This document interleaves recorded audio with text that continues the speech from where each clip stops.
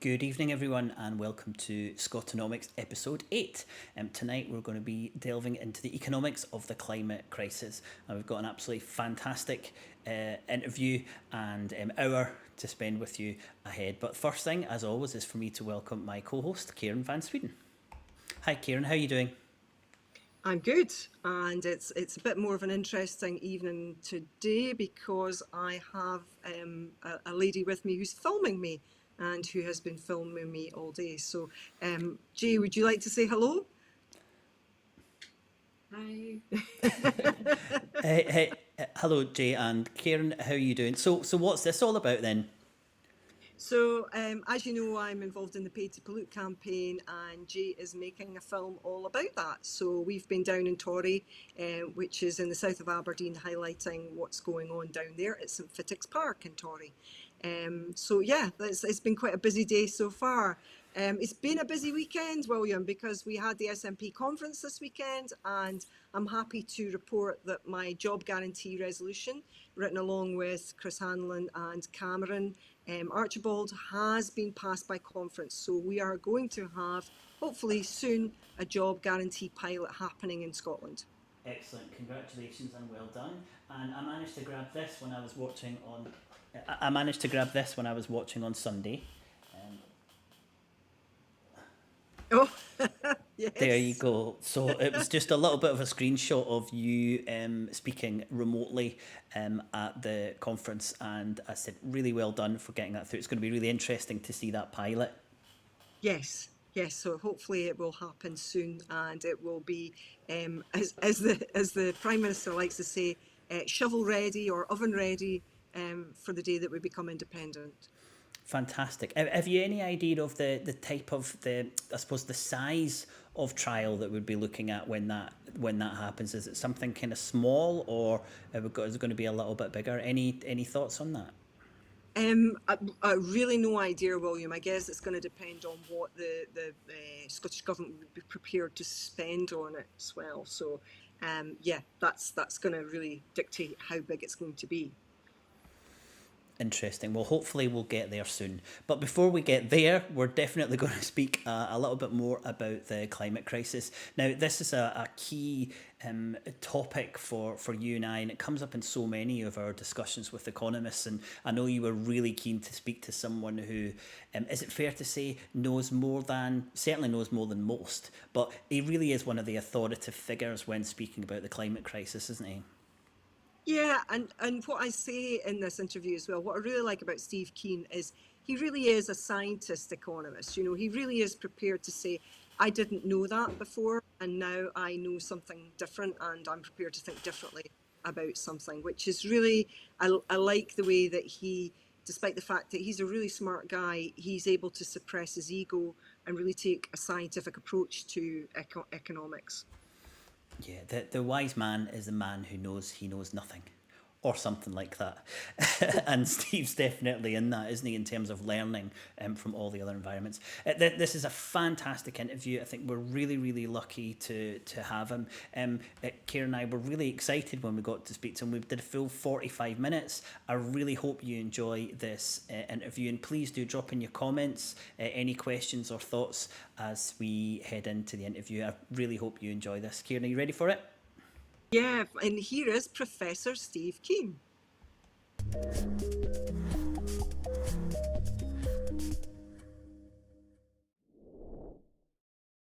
Steve Keen, thank you very much for joining us on SCOTONOMICS. It's a real pleasure to have you with us. The first place I wanted to start was I've listened and watched you on various podcasts this year, and one of the most striking things from your interviews is that often when you give an answer, the hosts seem baffled at your response.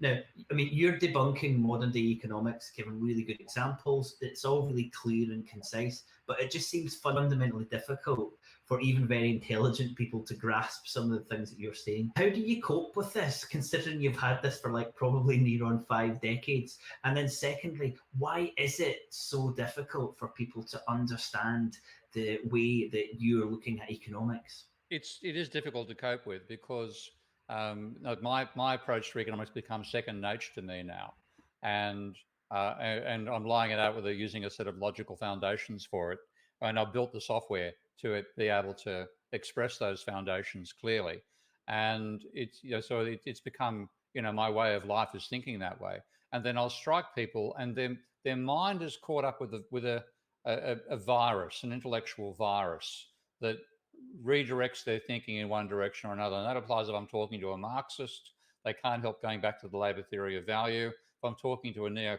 somebody who's been trained in conventional economics, they can't help going back to supply and demand. And they try to put everything inside those existing mental frameworks that I know are both wrong. And so that's the real challenge for me. And a large part of it is often trying to put my understanding in their framework.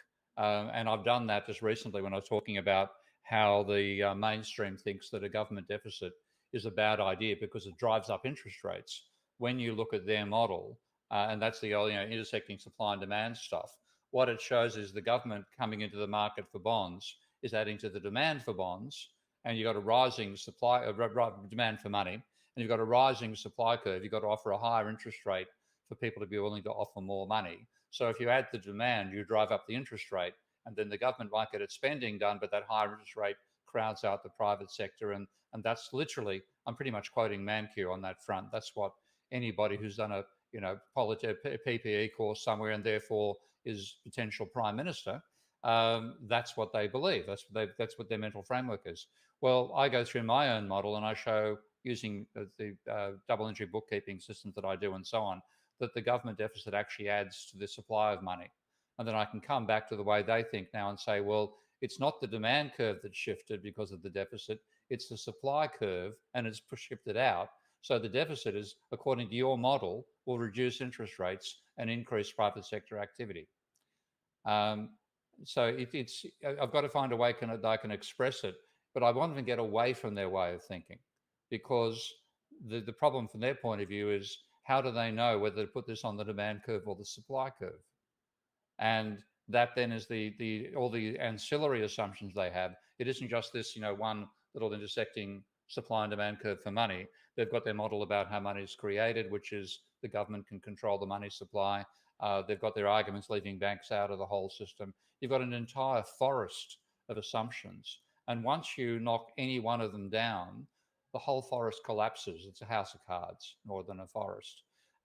So it's a real challenge, and people don't want to have their mental framework destroyed. You said a really succinct thing in one of your podcasts, which was, if the pandemic is a dress rehearsal for the climate crisis, then the human race has failed the audition. And yeah. I fear that we are failing the audition very much. So the IPCC report has just come out. It has given humanity a code red. What do we need to do, Steve? What do we need to do? I mean, I'm not going to blame mainstream economics completely here, or even the coal interest. Again, it comes down to humanity. Our social systems are built on a belief structure and a technology as well, the social structure. And when you have a successful system, and that it's dominant and growing like the Roman Empire at some point, or the empire, the Teotihuacans in Mexico and so on, there are strong interests that want to maintain that system, even if some people can say that it's unsustainable in various ways. And it seems in humanity we have never said, oh dear, if we keep on doing this, we're going to destroy the foundations of our society. Let's change direction and to preserve our society. Instead, they've pushed it to the point past the breaking point, and then it collapses, and then the society either disappears. So Egypt is now a place you go as a tourist to take photographs of monuments. You don't go to pay tribute to the pharaoh, and we get a breakdown and a movement to a new location. So this is something we've always done, and now we're doing it in a context of where there is no. We can't, we could move out of Egypt into Palestine 4,000 years ago. We can't move, we can't move from Earth to Mars as easily as you could escape from the collapse of Egypt to somewhere else around the Mediterranean. So that is our problem. And as I said, it's not just capitalism, not just mainstream economics. Having said that, mainstream economics has played a huge role in saying this is trivial, don't worry about it. And consequently, if we'd had a more realistic economics, it's quite possible we could have said 200 years ago, if we keep on doing this, we're going to have problems. And 100 years ago, they've realized, well, we really have to speed up, changing our energy source.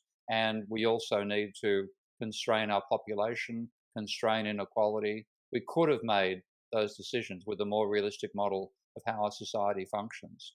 So the role I see that neoclassical economics has played there is utterly destructive, because it's continued encouraging us to push this exponential process on a finite planet. And we're now living with a collision between an exponential process and a horizontal line.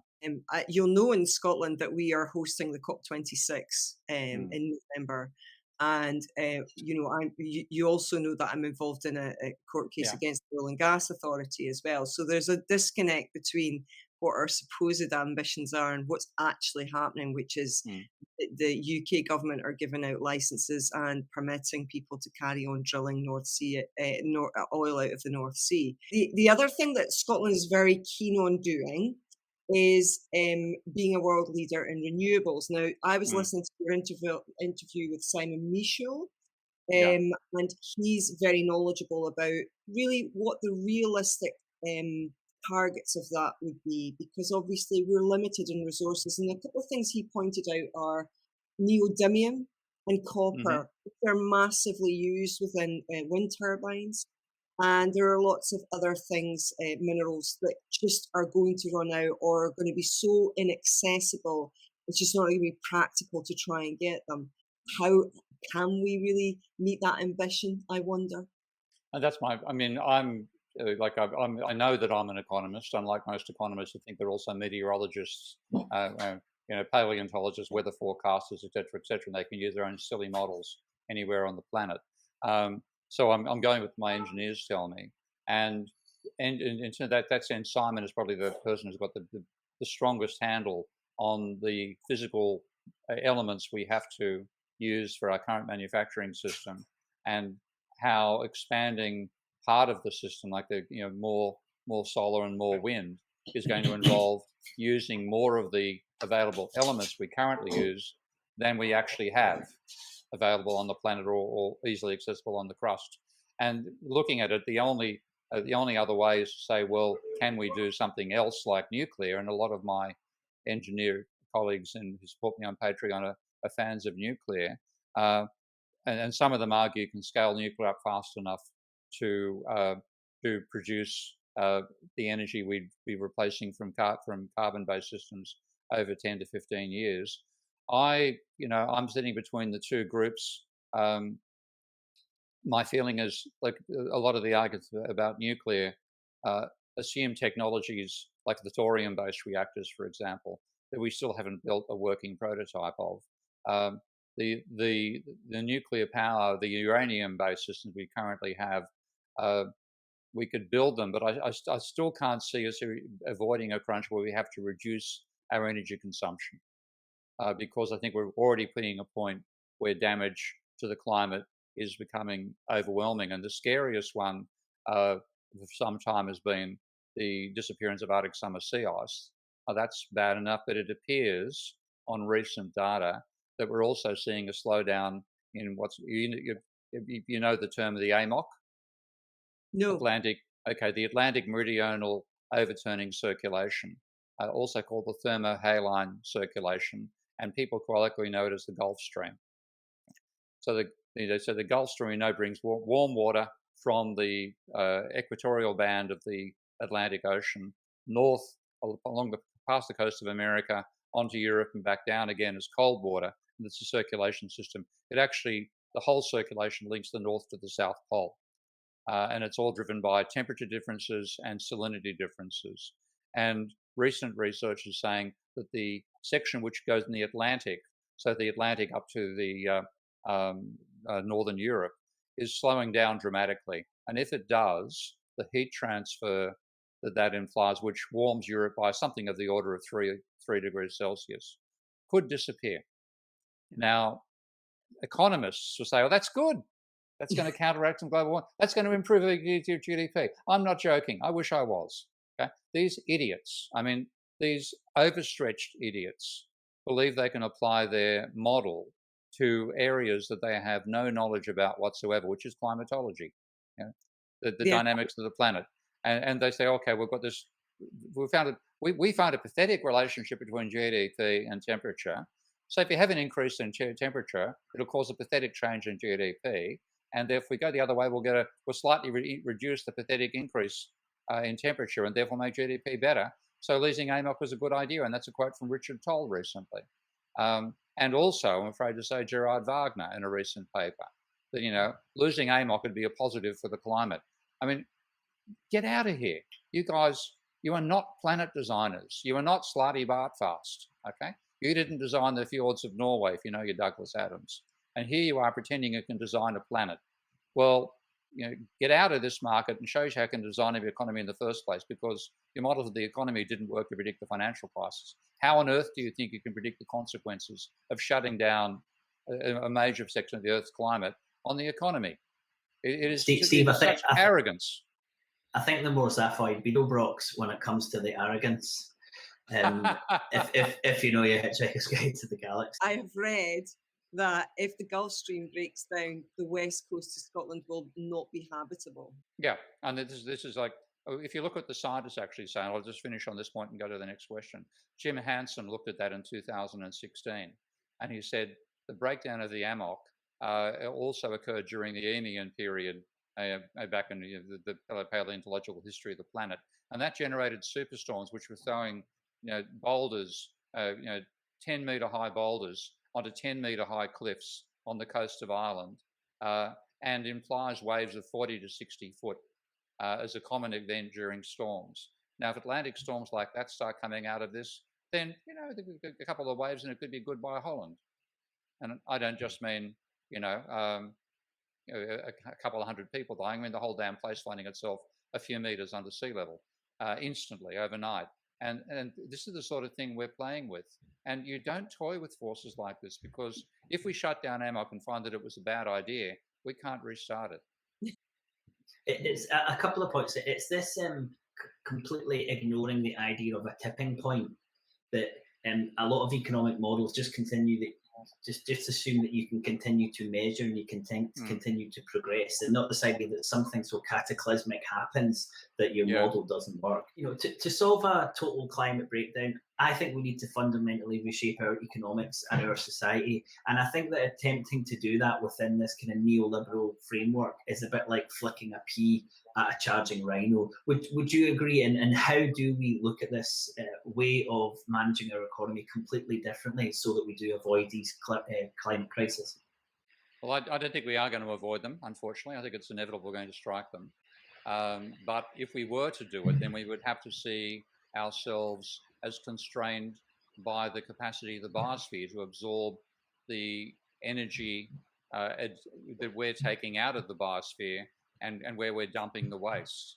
And we're not. We've never done that. In fact, the neoclassicals have made that a swear word. You're a neo-Malthusian, that sort of thing, abusing anybody who sees any potential for limits to growth.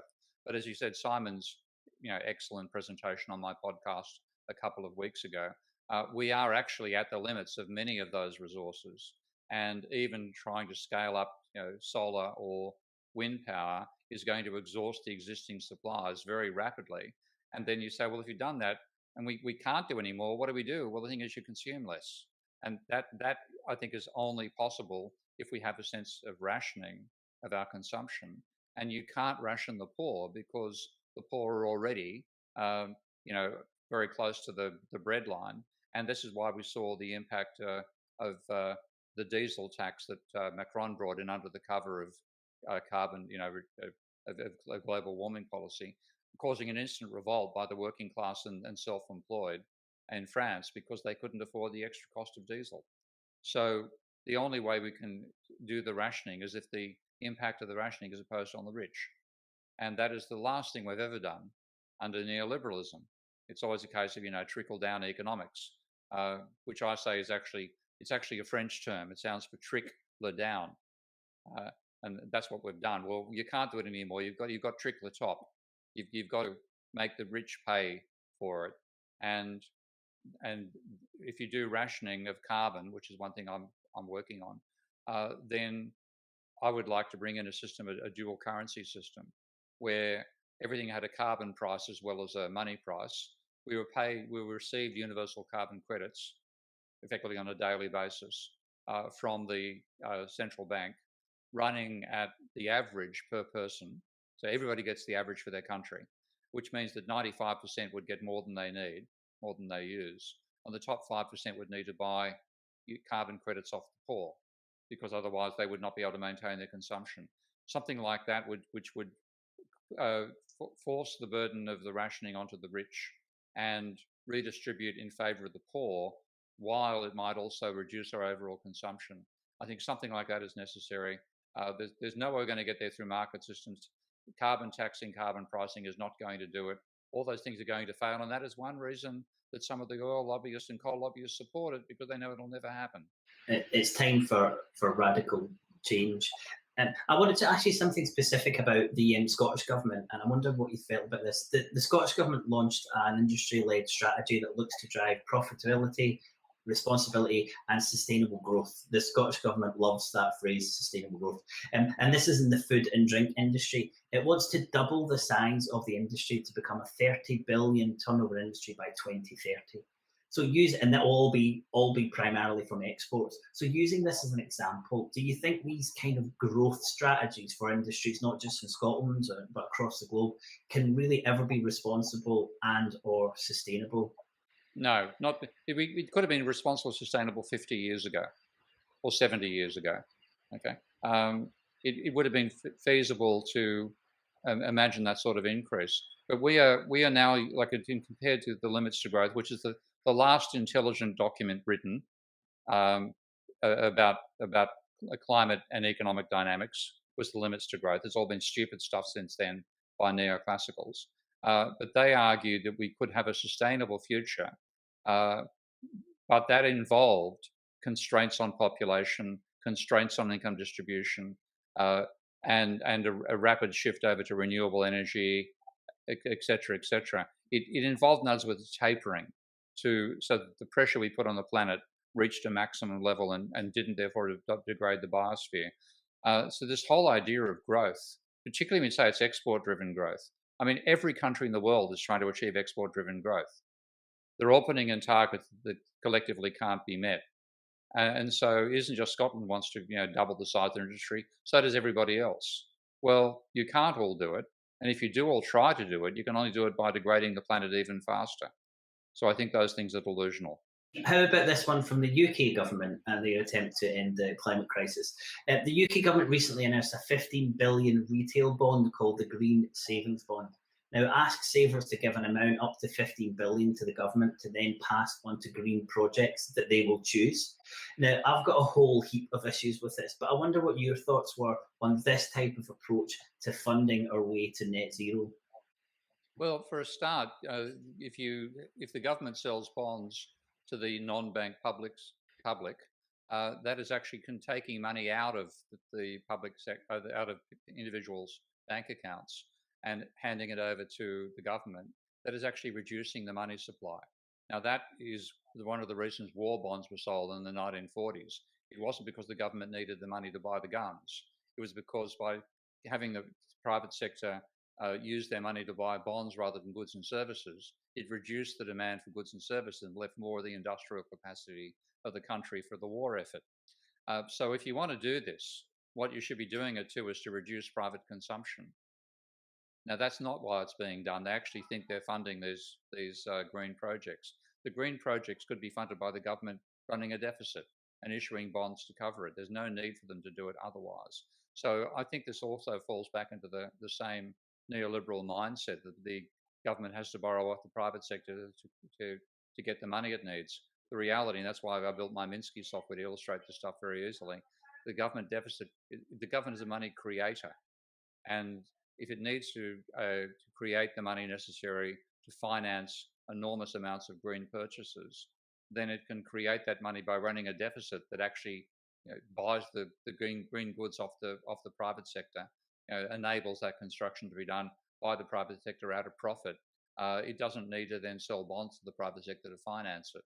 So again, it's all this wrong-headed thinking, and we think we've got our thinking about money wrong, about government spending wrong, about banks wrong, and about climate wrong, and we're trying to go forward with sustainable growth. Well, good luck.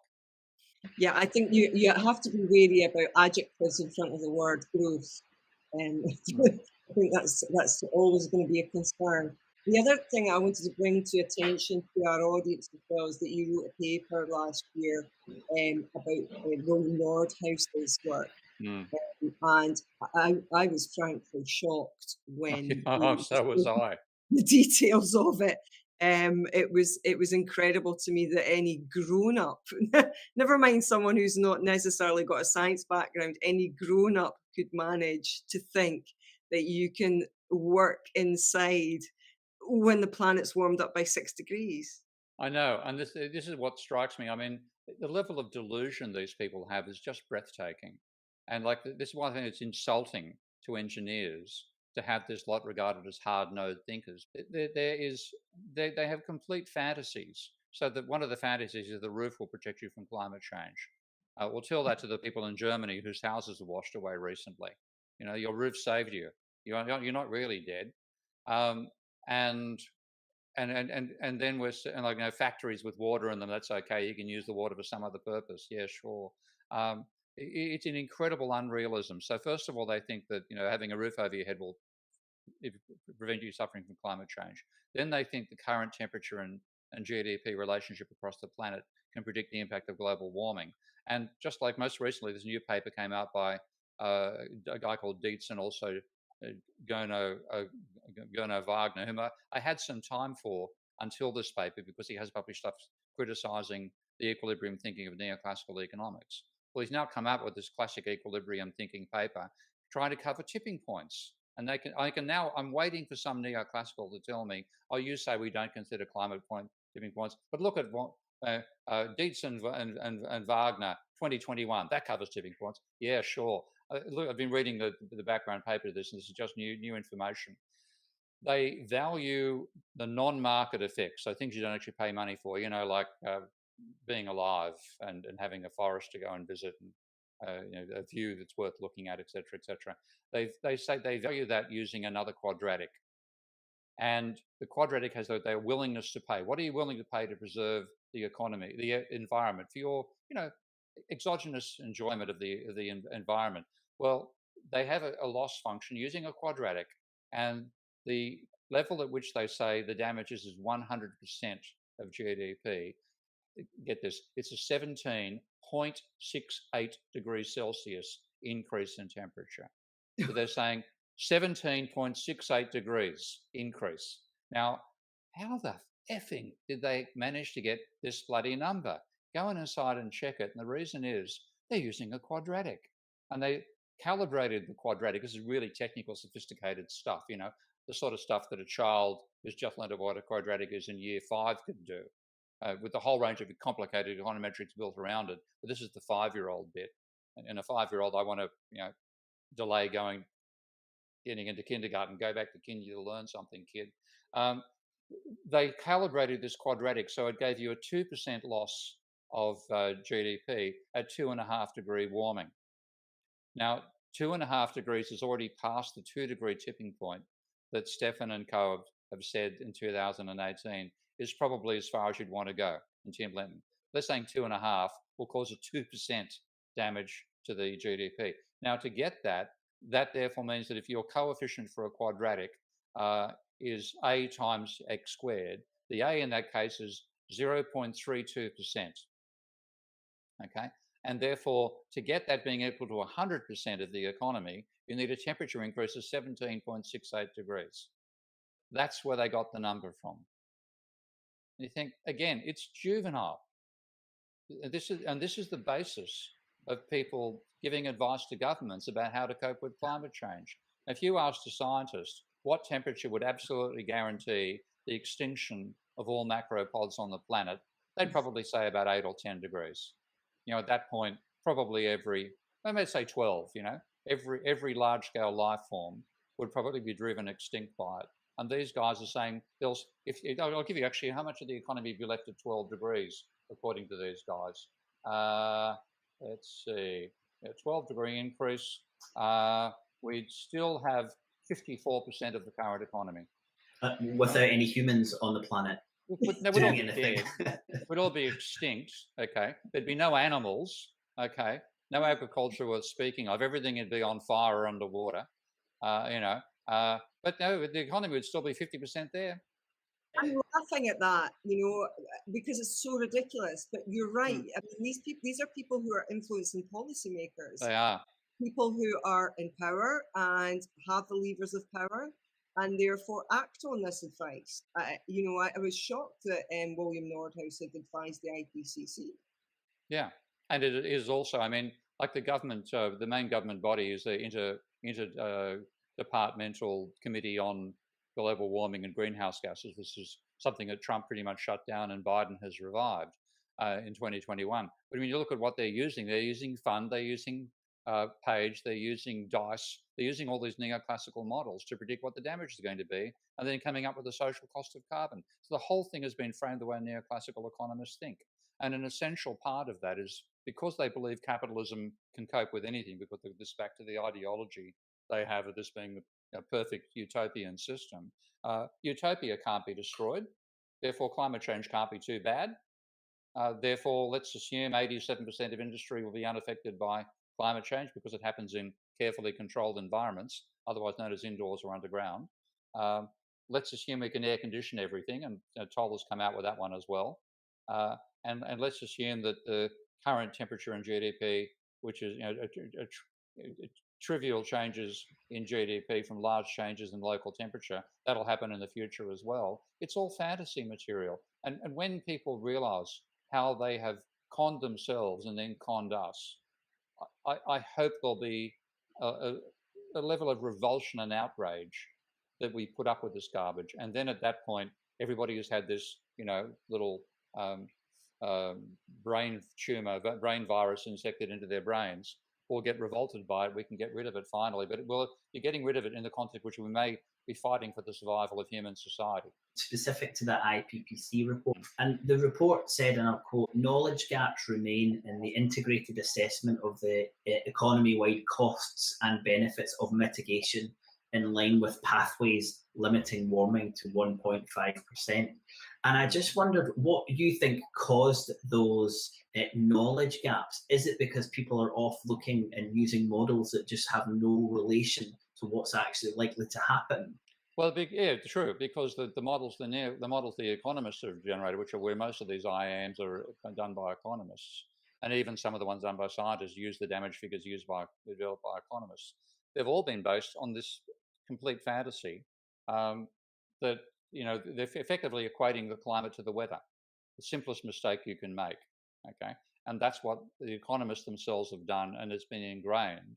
And then all the particularly starting with Nordhaus, like Nordhaus's first sortie into giving an empirical estimate of the impact of 3 degrees warming was that a 3-degree warming would cause a 0.25% fall in GDP compared to what it would be in the absence of warming. So 0 degrees from no global warming, GDP would be 100 in index number value of 100 in the year 2100.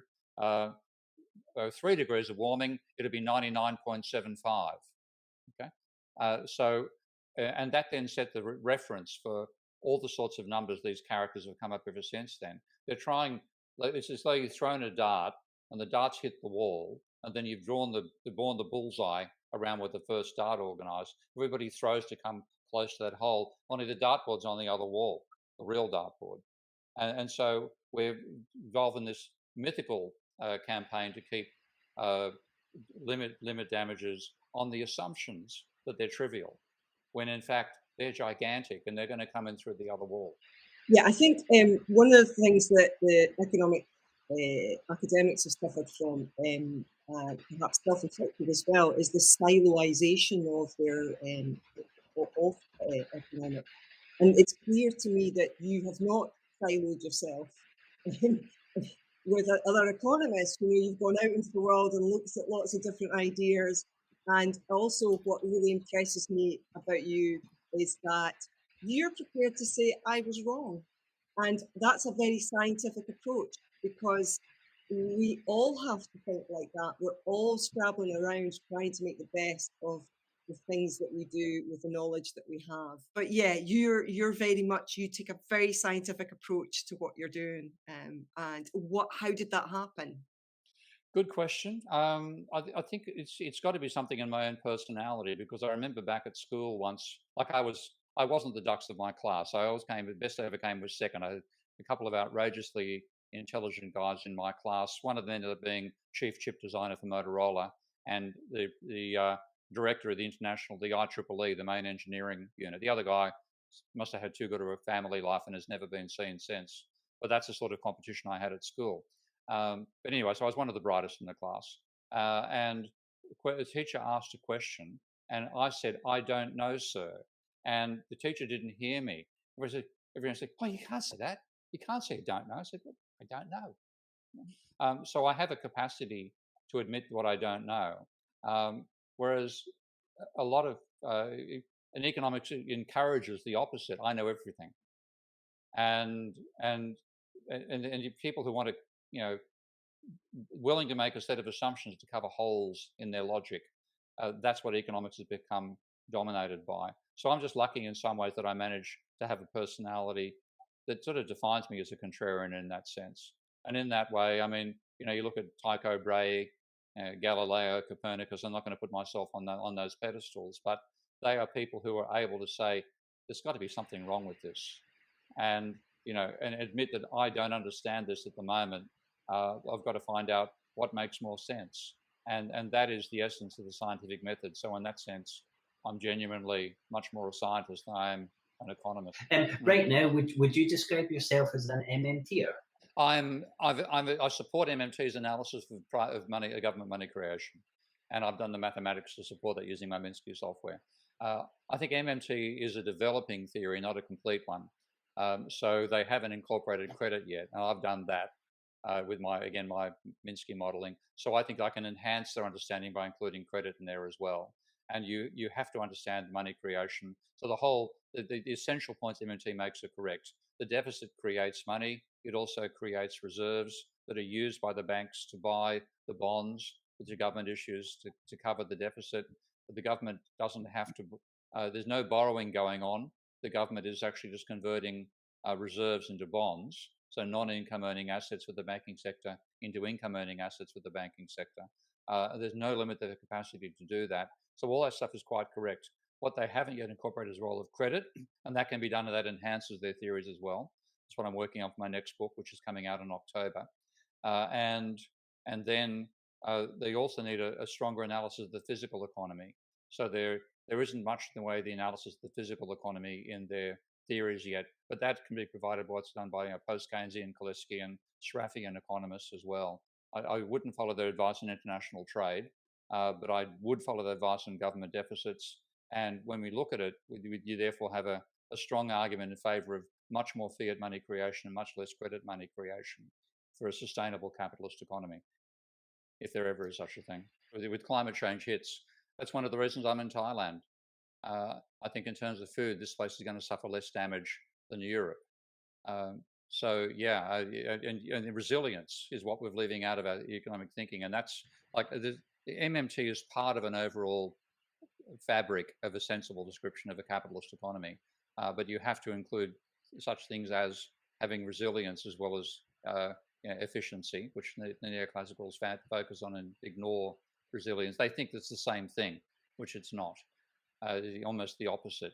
Like that, for example, the classic example there is intensive care beds. Okay?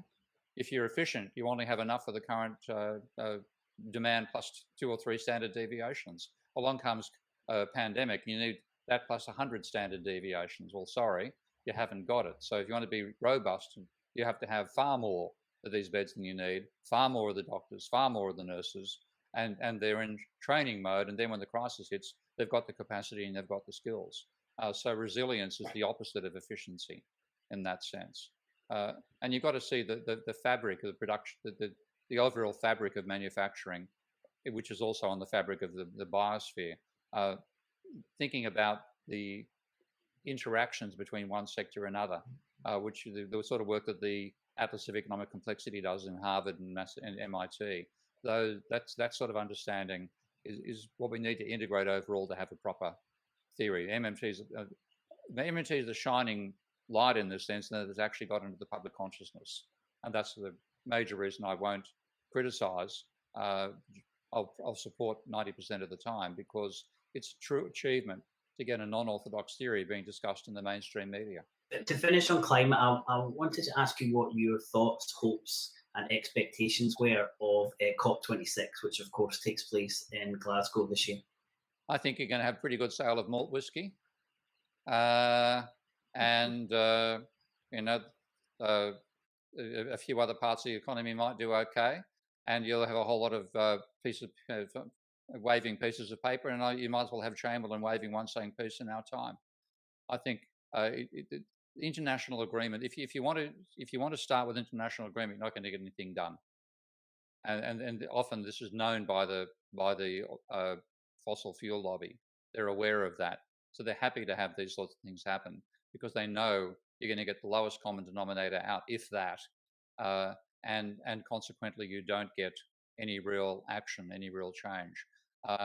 So I don't have any hope that they'll do it themselves, but I think circumstance will force us into it. But it's more likely to happen on a nation-by-nation basis than at the international level.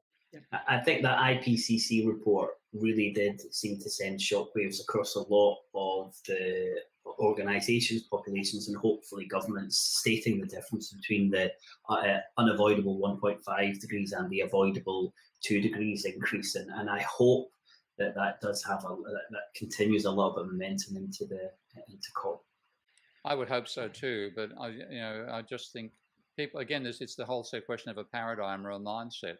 People are still so caught up in the whole idea of sustaining growth that anything that you say about the consequences will be reframed in the sense of how we can get sustainable growth out of this, rather than, oh shit, we're going to have to go backwards.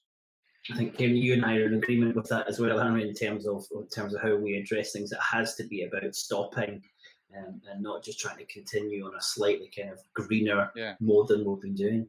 Well, I feel that the global north has plundered the global south, and we've lived a fat life, off the back of the global south for a long time, and it's time for us to start paying back to the global south, whose large swathes of the global south we have made uninhabitable. We really have to be looking after the rest of humanity. And I think that's going to involve some sacrifice on the global north's part. But I think that the global north is potentially going to suffer out of this more than the global south, for a simple reason that the trajectory of temperature change is more extreme the further you move from the equator. So, like, believe me, I know what it means to be overheated here. It's 35 degrees most days in Bangkok. That's a winter temperature. 37 and more in summer. But you're not used to that much of an overload, but it's always hot, okay? And it's getting hotter. But if you're in part of the world which is never been hot and suddenly has 49.6 degree temperature, your infrastructure is going to collapse. And we saw that with the little town of Lytton in Canada, 49.6 degrees Celsius, 120 Fahrenheit, which one day they gave a heat record, the next day they were wiped out by a wildfire. Now, and then the towns in Germany washed away by those hyper floods. So the scale of temperature change is going to be greater in the northern hemisphere, the northern latitudes. And we may well find that, having made the comfortable assumption that it's going to be the global south that pays, the first major catastrophes may well occur in the global north. And then that'll be fun to see how you react to that. We're playing with forces we don't understand. And even though, a left-wing progressive view and thinking we've got to, make recompense to the South, we might be asking the South for aid. Steve, you've really helped us understand that a little bit more. But yeah, we have a huge amount of learning still to do. And for me, that real takeaway of saying to economists, you know a little bit about this, you don't know a lot about everything else, I think is a really powerful message to take away when we start to think about climate and the debates we're having around about climate. Steve, thanks so much for joining us. We really appreciate it. We'd love to get you back on to talk about one of the other many things you could cover perhaps next year. But for the moment, thanks so much for your time. Thank you. And as I said, if you want to keep in touch with my views, my Patreon page, patreon.com/ProfSteveKeen. Most of the posts there are free access. I appreciate the support, but I'm trying to get the ideas out as well. And Kairin's one of my supporters there. And you are too, I believe. So that's right. And we'll put a link in the comments for being able to look at that. But thanks again, Steve. Great. Okay, thanks a lot. Bye, guys. Thank you. Bye. Thank you. Bye-bye.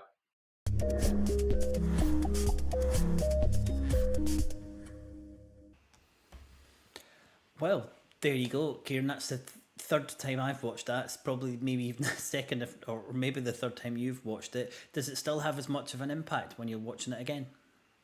It impacts me more. I think it impacts me much more. I mean, really, the point that he makes about neoclassical economics being a utopian house of cards, which looks at climate change as a change in weather or temperature.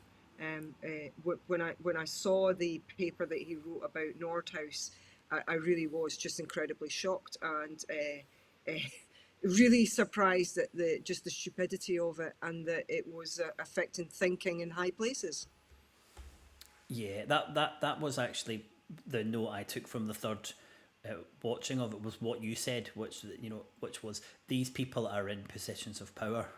And I hadn't really thought about that. I completely disagree with how they're putting all the models together and just assuming that they can look at the climate like they do the weather. But it just didn't click to me that these people are the people who are influencing the decisions that are being made. And it's just crazy to think that we've put so much reliance on the minds of some economists to shape the whole world, including areas, as Steve said and you backed up there, that economists have no idea about at all. Yeah, it is really shocking and really scary for normal people, I think, to see this going on. And some of the economists that, the idea that Nordhaus had that somehow everything would be fine as long as you're under a roof. 6 degrees warming, even 17 degrees of climate warming is just madness, absolute madness. Yeah, climate is not the weather. And I think that's something that hopefully will get through to economists with all of these models, and also a lot more in the public discourse, because we still talk about global warming and this idea that the temperature is going to heat up a few degrees, and that might be good for particular areas. And it's just a disconnect to actually what's happening when we look at climate in terms of the tipping points and the interconnectedness of the planet. That 1.5 degrees is going to cause problems. 2 degrees above pre-industrial levels is going to cause some huge issues, and maybe, as Steve said, that's when people will start taking it serious, when these things actually happen. Do you feel the same? Do you feel that we need to wait till something kind of cataclysmic to happen before governments start to act? Well, you would think that what has happened this year was pretty cataclysmic, and what Steve is describing with the Gulf Stream, I read about this a few years ago, and as I said, if the Gulf Stream collapses because there's too much Arctic ice melting into the sea, you're looking at Glasgow turning into Antarctica. That's what you're looking at. It's very scary, and I think people are not really on